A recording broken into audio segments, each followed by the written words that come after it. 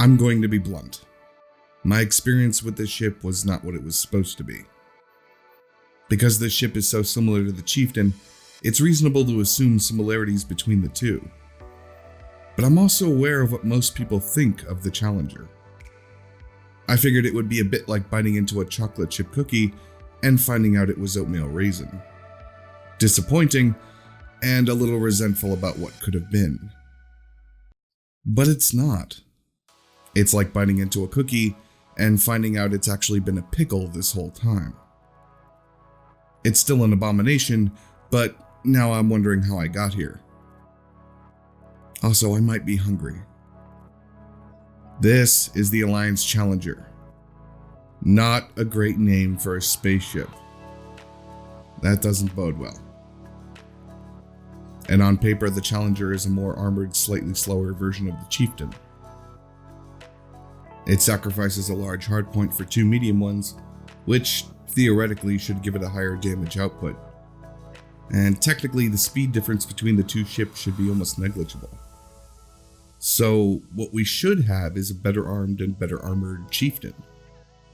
How can this go wrong? Well, I'm not sure. What I expected was that I would get smacked around a bit more than I did when flying the Chieftain. That ultimately I'd be less maneuverable, but I'd be able to dispatch opponents more quickly. So I was a little surprised when that didn't happen. In practice, I was just as agile as I was in the Chieftain.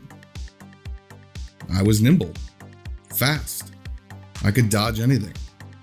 I could pull maneuvers that would make a Viper pilot blush. And so this is where the pickle comes in.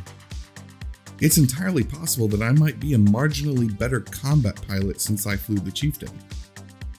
And my time spent flying other ships has made me tolerable. So at this point, I don't know if the ship is better than I thought it would be, or I am. Not that either is that high of a benchmark. Still, it is legitimately surprising how close these two ships are to each other.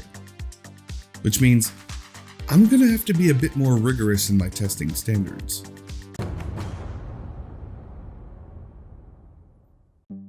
That's a big ask right out of the gate. But from what I can tell, it took me a little while to squeeze into there, but yeah, looks like you can. Yes.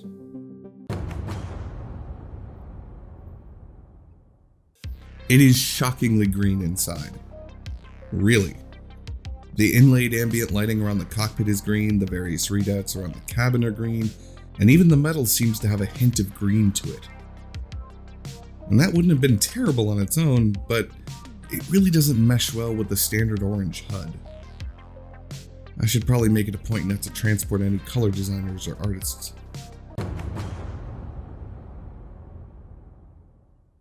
Yes, the Challenger has a pretty generous amount of internal slots, which means you can have enough for an interdictor, a sizable cargo rack, a hatchbreaker limpet controller, and a couple collectors.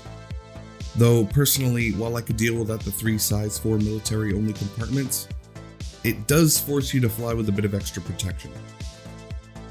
And for additional authenticity, rumor has it you can get yourself a parrot to go with your new swashbuckling career. Sadly, no. And that's a big oversight by Lakon here. It's 3305, this should really be a standard option by now.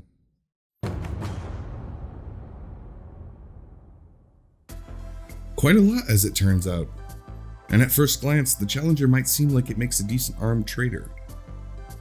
But it isn't. Because of the 3 military-only slots, you can only really load cargo racks into the 2 Class 6 slots. Which means you'll be flying without a shield, or an FSD booster to make up for the poor jump range.